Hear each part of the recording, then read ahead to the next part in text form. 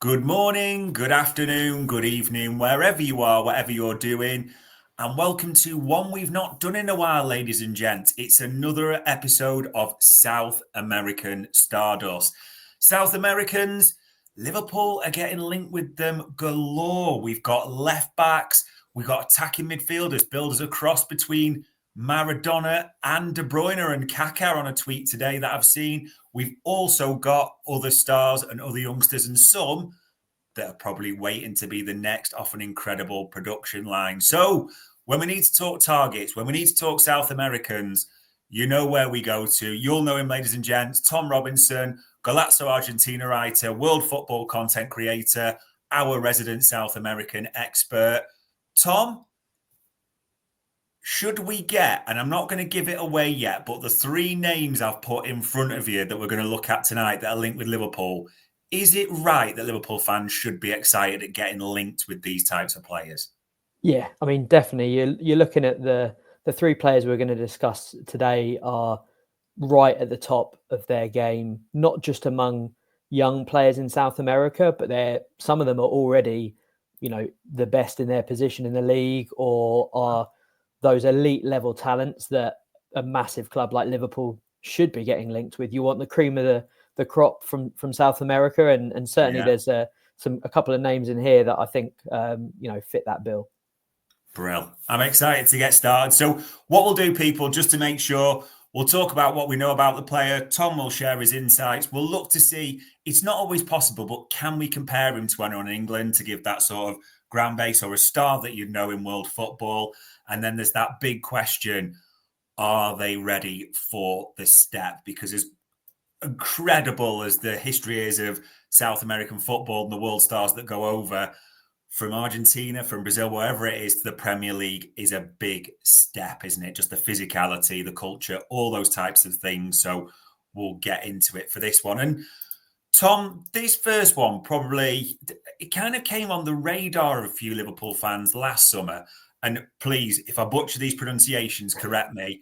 Julio Soler, I think it's pronounced, Lanus, left back, part of the Argentinian Olympic squad, actually. I think that's where he came to real prominence there. And just from sort of watching a few of the highlights, I mean, you can see from playing in, shall we say, not the best of pictures, physical, trickery, not the biggest from stature, but plenty of heart, pace, good footwork. I am intrigued to tell us, or for you to tell me, what do we know about Julio Soler? Yeah, so he's a 19-year-old left back at Lanus, and as you can see from those images, he's a dynamic fullback. He's someone who wants to get on the front foot, get forward, just motor into that space that fullbacks typically get. He's someone who's actually made his debut back in 2022, but this has been his first season as a proper starter, and he's now Lanus's established left back. And they're actually a really good club for producing fullbacks. Alexandro Bernabé, who disappointing at Celtic, but he just got named best left back in Brazil while he's been on loan at Internacional. So maybe there's hope for him to come back, Celtic fans, if any of them are listening. Yeah. You've also got Julian Alde, who's been a regular for LA Galaxy as they've just won the MLS Cup. So they're one of the few teams in Argentina that's actually producing good fullbacks. Which is partly why I think he's risen to this level of prominence, because it's just such a small talent pool of fullbacks at the moment. So yeah, playing for the under-23s for Argentina really boosted his international profile, but he also got to the semi-finals of the Copa Sudamericana, which is like the Europa League equivalent in South America. And he was really good in that. He stepped up and took a decisive penalty in the shootout and just didn't let it faze him at all.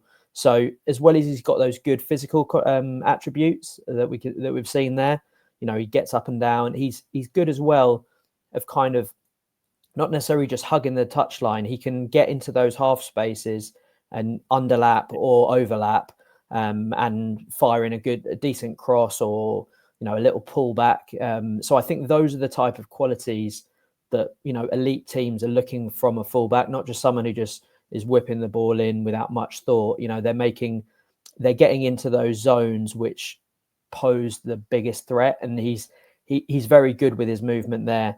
And like I said, his mentality's been really good. I think for me, that's always something that is harder to quantify just on numbers or even watching sometimes. But he's looked really unfazed in the biggest games, and he's even got called up to the Argentina full national squad back in October for the games against Bolivia and Venezuela. So he's someone who's well thought of in Argentina, and I think there's definitely a shout to be made for him being. I mean, he's definitely the best young left back in Argentina right now, but he might even be among the best left backs, just full stop, in the league. So he's someone who's had a fantastic 12 months and is now kind of challenging Valentin Barco for that potential of the up and coming left back for Argentina, who could find themselves fast tracked into the national team just through that lack of options that they've got there. Yeah, it would be a hell of a trajectory, isn't it, to go from the Olympics to, like you say, selected for the full national team, and what that could mean as well. I suppose there's a lot to like from that small bit of video footage. Is there a player you'd compare him towards, Tom? So if you were to say, like, someone was looking to say, what is Soler like, or who, more importantly, is Soler like, who would you call out as a kind of the best comparison? Yeah, it's hard to find someone who really matches him, but he's kind of got that, as you said, he's not the biggest, so he's more in that kind of, I don't know, like players that sort of came to mind when I was thinking it would be like maybe a Alex Moreno or a Lewis Hall, kind of sort of short, powerful runners who can play those nice little 1-2s. I was looking at the data on the StatsBomb platform earlier, and the player that actually came up just by looking at the numbers was Diego Dallo. So someone who maybe doesn't get people's hearts racing quite as much as others, but that's the kind of player. I mean, I still think he's probably a bit more sprightly and explosive than someone like Dallo. He's got that little shift of acceleration that can beat a man on the flank, and he's just he's got a good engine on him as well, and does well defensively. Even his aerial duel numbers are pretty good for someone of his size. So he's definitely, it's still early days. He's still got a little way to go, I think, until he's ready for the Premier League. But he's certainly really exciting, that's for sure. It's an intriguing one, and I was thinking then, because you mentioned him earlier, Barco, because Barco's been heralded as a talent, and there was always that element of where's his best position? Is he a left back? Is he a left wing back, as he was for Boca at times, even higher at times as he was playing? And people have looked at it that Brighton made the splash for Barco, and then they've kind of turned him around to Sevilla, haven't they, straight away? Maybe that suspicion he's not quite ready for the Premier League just yet. It's interesting you say maybe it's not quite for Soler. Does Soler feel maybe for you that it would be more of another move before the Premier League, do you think? I mean, I think that probably would be the best option for him. Or, the other option would be to say, okay, we've seen the promise. We think he's got the raw materials. Let's bring him in for a couple of years before he's maybe ready. You might see him as a long-term successor to Robertson. But again, there's a lot on that where you think, would he actually benefit from some more first-team football before, just being sort of parachuted, not getting the game time, his development stalling a little bit. So there's that. And then also you think, well, again, and you'll know better than me, like the kind of longevity you think Robertson has left, maybe he needs replacing sooner rather than waiting a few years. Who knows? I think he's kind of, his prominence has probably got a little bit maybe ahead of where his experience is, purely because of that lack of fullbacks. And I think every time there's a good fullback in Argentina, people get very excited. The fact that he's been involved in the national team, I think some of that might even be because he's born in Paraguay, so he could represent Paraguay still. So I think there's a little nod as well to being like, right, let's show him that he's part of the system, that we want him to be an Argentinian left back. So I think he is very promising, but I do think he'd probably benefit from a year or two somewhere else before making a jump to a club as big and as demanding as Liverpool. He's interested as well, yeah, all that talent. But like you say, if there is a bit of a dearth in full back position, then maybe a bit to go for Julio Soler. Interested on that one. This next one, I'm almost doubly intrigued by this because, and I'll again correct me if I'm wrong, this name, Vitor Reis, I think it's pronounced, again, if I've got that wrong, but I just want to put it up on the screen there for people who are on the audio. It's a thread from Ben Mattinson. So shout out to Ben. I'm sure many of you will know about his work around South American football. But just even that first line, Tom, Vitor Reis, Brazil's heir to Thiago Silva. So it's not like we're underselling him almost, or we're bigging him up in that first line. We really are.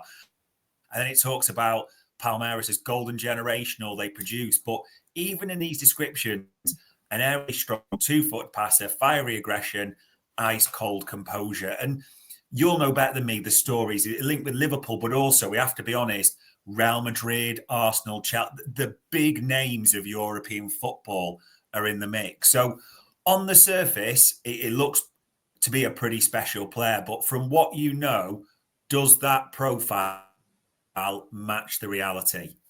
Yeah, I mean, he's definitely someone who's been really highly thought of for a while. Obviously coming through a great academy, and he's won a lot with Palmeiras at youth level.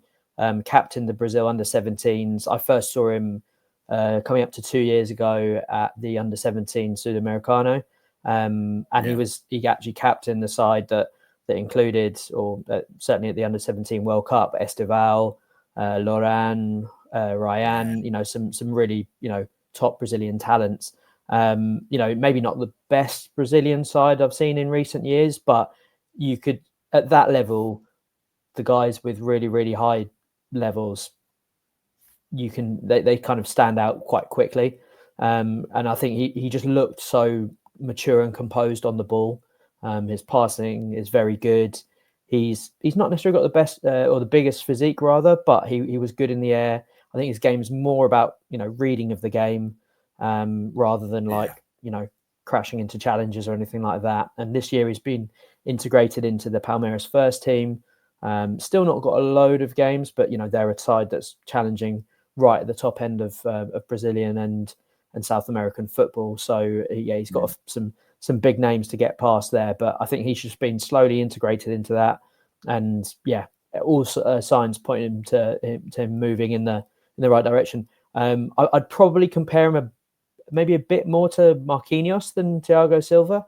But maybe, physical profile, maybe a bit taller, a bit better in the air than someone like Marquinhos. But, I think either one of those, if you're getting mentioned in the same breath as either Thiago Silva or Marquinhos, you're doing something right. So he feels like one of these guys who's come through, a big academy in Brazil, who's got all the kind of traits that European clubs look for a modern centre back, and has almost kind of been groomed in that way. So he definitely feels someone who, maybe as we saw with Lucas Beraldo last year, that kind of, okay, who's this guy who can go straight into an elite European club and not be out of place, rather than someone who maybe needs to show their worth in Europe for a couple of seasons in Portugal or somewhere like that first. Yeah, it's interesting you said Beraldo, because obviously he got the big money move, didn't he, to PSG, and the likes of the clubs, as we said, that Vitor Reis are being linked with, the other big names. I mean, and the fees for potential are eye-watering, and it's incredible, the production line that Palmeiras have got in the last few years. It's just absolutely insane. It really is. I suppose if Reis was to make the move to a big club, thinking the Premier League, because of, and I wonder this, because he seems great on the ball, but you did mention he's got quite a slight frame, the ability to come into the Premier League, and I'm thinking like the old on a cold Tuesday night at Brentford and getting smashed around, that type of thing. Do you think he'd be able to handle that? Has he got that talent, would you say? I think it's hard to say at this point. I mean, I think, a running thing from me will probably be like advocating for them to stay a little bit longer where they are. Whereas, the economic reality often means that they go quicker than you'd want. I think he could do with another 12 months in Brazil personally, just because he's got all the attributes, and I'm sure he will get to that level very quickly. But it's 10, 15 first team games in the Brasileirão, so it's a really small sample size, and I think chucking him in at the deep end and in the Premier League would be a real show of faith, and I just think it would probably be better for his development for another year or 6 months at least, just to kind of fill out, especially in a position like centre back where there's no hiding place at all. Fullbacks, maybe you can take a chance on maybe someone a bit younger, but yeah, personally, I think he's at a great club to develop. He's at a club where they don't need to sell him because they're making mega bucks off all the other the kids that we've mentioned there, and are just in a good place anyway. And same with a lot of Brazilian clubs. There's a lot of money, a lot of talent there now. And he's recently extended his contract to the end of 2028. Big release clause in there, I think 100 million euros, give or take. So I think they know that no one's paying that for him, but that's just to kind of warn off any, losing him for 20, 30 or whatever. I mean, you never know. They could say, let's cash in now. And I think all the big clubs will be monitoring him and thinking, okay, do we make the move now and, send him out on loan or slowly bed him in? I think if it was maybe not a smaller club, but let's say, someone in the Portuguese league or the Italian league, perhaps, who maybe aren't one of the giants, they might say, you know what, we can take that gamble, try and get him in, and then, the bigger clubs get him in another year or two's time. So I wouldn't say a move is completely off the cards, but I think, as we've seen with quite a few of the Palmeiras talents, they've managed to stick around a little bit longer than you'd usually expect, and certainly they have the ability to do that financially. Is a big name. It will be interesting to see whether it's to his detriment or not, if any of the big clubs do come calling this summer, and will it be a Premier League? And just feel it's probably unlikely to be Liverpool just yet. It may just be a step too far at this time. This name I'm coming to, Tom, I'm getting messages saying, get to him, because we've layered it, people. And I know everyone wants to talk about this player. And again, I'm going to try my best, but Franco Mastantuono, is that nearly close? Mastantuono, very close there. Always looks a bit of a mouthful when you first see it, but Mastantuono is the name. He's a wonder kid, to put it lightly. He broke into the River first team at the age of 16. Not that you'd know it by the look of him. He definitely looks like he could be, early 20s or something like that. And he's actually been training with the first team since before the age of 16. Was scoring a lot of goals at youth level, getting big rave reviews. And at the start of the year, he got his debut, third youngest debutant at River. So he's in some pretty esteemed company there with the likes of Saviola and others. And he became their first ever, or the youngest ever goal scorer, rather, when he got a goal in the Copa Argentina.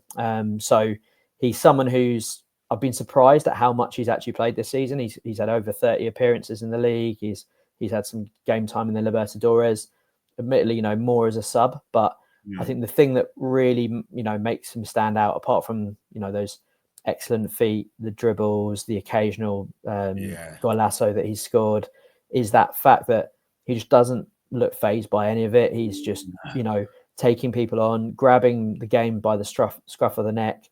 River haven't always been at their best, in a free-flowing attacking way. And it's mad that a recently turned 17-year-old can be their sort of creative focal point at times. He's someone who's straight away, he's that really, really I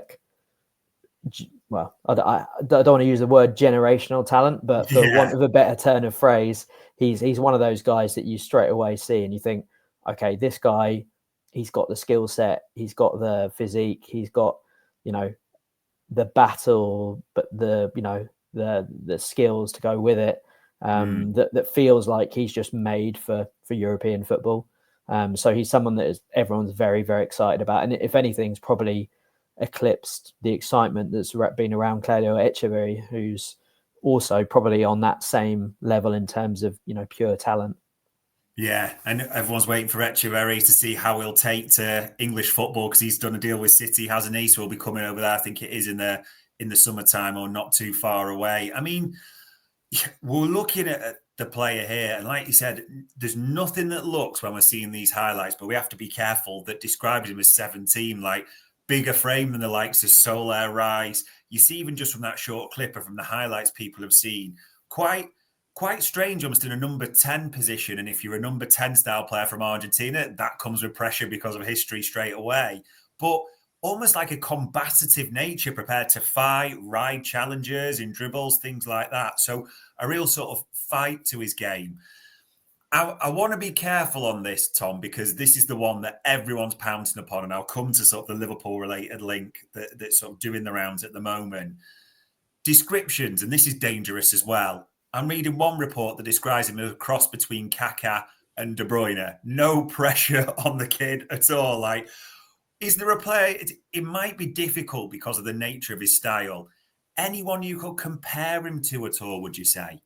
Yeah, I mean, I think those comparisons are, not the most helpful and not the most accurate. Yeah, I mean, in terms of physique, and position he kind of plays in, then that the Kaká sort of link, I kind of get why people might think about that, but it's hard because he's not your typical Argentinian number 10. I still don't know where his best position will end up being, because he can play all over the place. He's tended to sort of drift into that, slightly right of center pocket in front of the defense is where he sort of tends to operate. But he's got that left foot. He's got a good shot, great dribbling, and even if it's not always the cleanest, he can find a way through somehow. I mean, I think the sort of maybe more contemporary examples that I would sort of say there's something there maybe to compare. You've got Nico Paz, who's just left Real Madrid for Como. I think, again, he's that kind of taller, more elegant number 10, who can do the hard running, because that's another thing that Mastantuono has been very impressive as well, is his counter pressing, his out of possession work as well is really good for a player in his position and his age.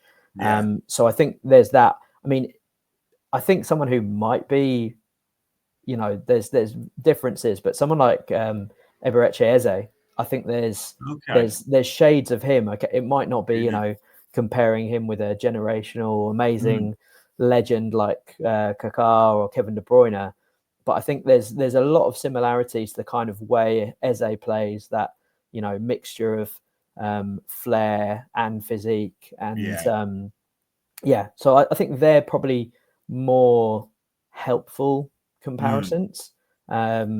Hopefully, I mean, I think he's got the levels to be, a guy we talk about in years to come as one of the best of his age. But there's at that kind of young age, there's always that, a bad injury or a bad move can scupper things. So as much as we're all right to get excited about him because he is already being touted as a potentially world-class player in the future, there's still a lot of areas to work on. I think he shoots a bit too often. His final product isn't there just yet. I think it's just 1 goal and 3 assists in 30 odd games. So the goal he did score was a beautiful free kick from range, so he's definitely capable of it.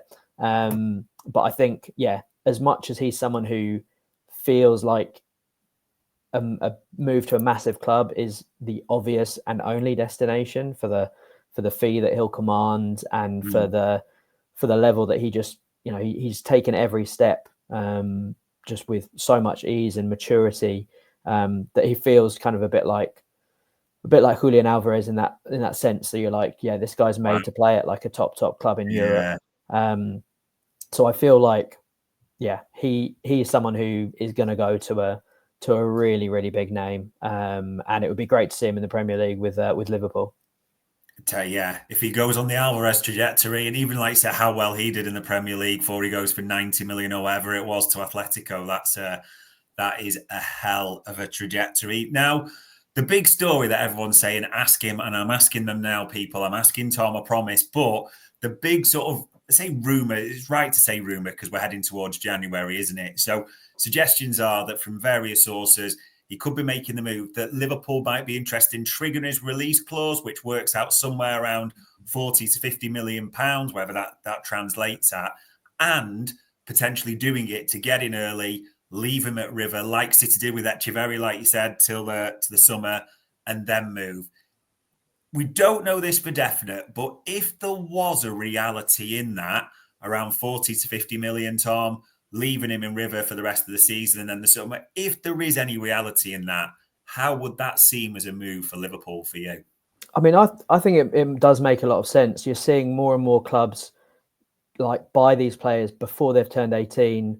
You know, Chelsea with Esteval, with Kendry Paes, and, you know, Mastantuono is in that same bracket. Obviously, he's not achieved what Esteval has this year, but he is, you know, that little bit younger and, you know, different context as well. So I feel like he is the type of guy who someone like Liverpool, if they want to get him, they're going to have to go for that, you know, release clause.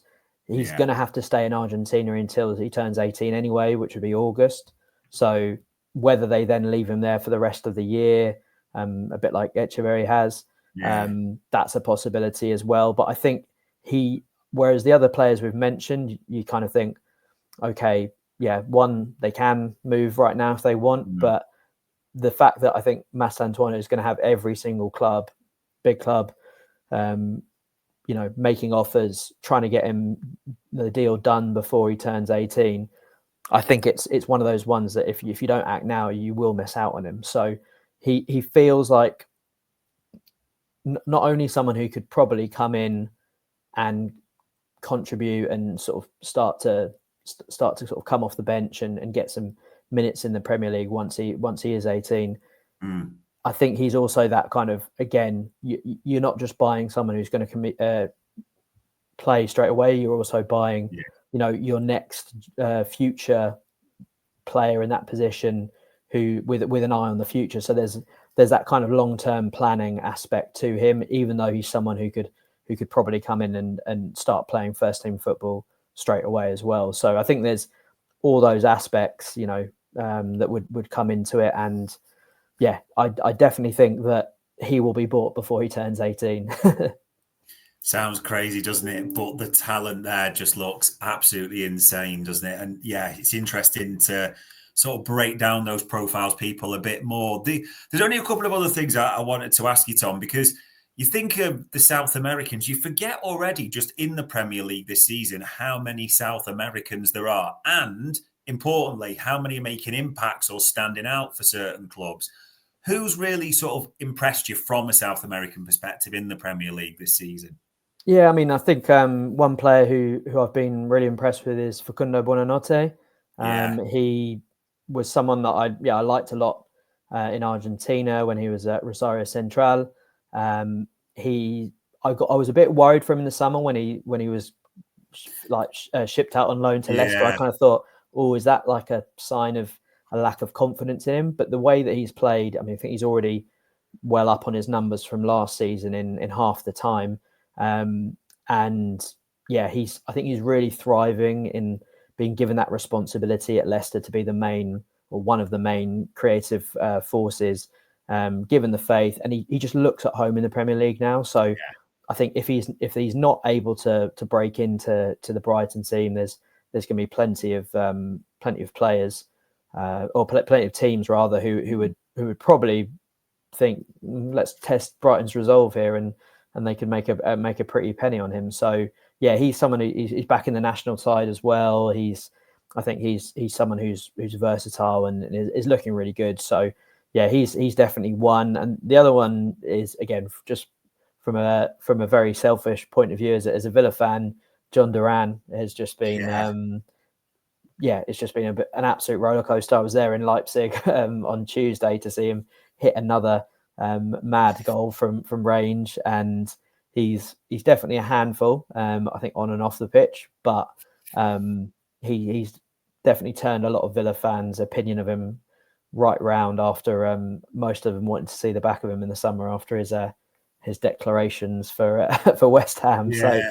So it's funny what football can do to you, and he's just a super exciting player, and again, someone who, you know, he might not be the most loyal to the cause, but he's someone who's making a good case to be starting regularly. So they're two of the young South Americans that have really really impressed me this season. Yeah, it's amazing what happens. If you keep bagging a 30-yard screamer each week, you will be popular quite quickly, and a lot of sins will be forgiven for Duran. And yeah, Buonarroti, and he was one of thinking he really does look a talent. Brighton do not buy bad players. They are the smartest operators in the game, aren't they, recruitment-wise? So you can see that. And the final one, and everyone is asking me about this because the future stars who we should be listening out for, should be watching for, like we're talking about now. The last few we've mentioned, we talked about Esteval about 18 months ago. Echeverri, look at what they've gone on to that you've called out. Is there any others apart from who we've mentioned that you're thinking, just keep your eye on because in 12 months or so, you'll know all about them? Yeah, I mean, there's maybe not an Esteval or a Mastantuono who's like an obvious star who's gonna go right to the top. But there are a lot of good players. I think in Brazil, Gabriel Carvalho at Internacional is looking really good, and he made a good impact this season. Breno Bidon at Corinthians as well is a player that I like a lot. And in terms of Argentina, which is where most of my focus is, Thiago Fernandez is a really nice left winger at Vélez, who are, well, they're going into the final game of the season, potentially looking to win it, and he's been probably the standout under 21 talent in Argentina. There's a couple more young players at River who are part of that same under 17 Argentina squad with Echeverri and Mastantuono. So there's a guy called Ian Subriabre. That's even hard for me to say. And also Agustin Roberto. So I'm sure they're going to start to get some game time this year. And two centre-backs as well, I'll just throw in there. Juan Jimenez and Tobias Ramirez, who were the starting centre-back partnership for the under 17 Argentina team.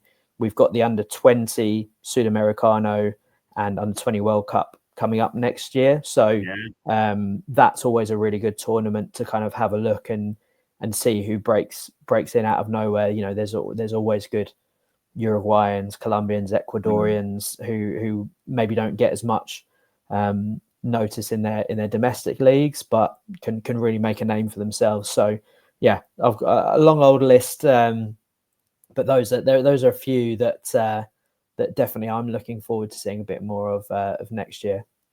Brill. And ladies and gents, I promise we will pin those because a few of them we will be talking about more. But we are pretty much at the end of our time. So we've talked the big names. We've talked Soler for you. We've talked Vitor Reis. And we've talked, and I'm probably going to pronounce it wrong again, Mastantuono. So some real talents finally got it right for the 5th time of asking. There we go. But we've talked Liverpool. We've talked South American Stardust. All it leaves me to say as ever is, Tom, for the time, the insight, everything, much appreciated, pal. My pleasure. It's always good to chat. And hopefully we'll see some of those guys in the Premier League in the not too distant future. Fingers crossed. And ladies and gents, that was another South American Stardust for Anfield Index.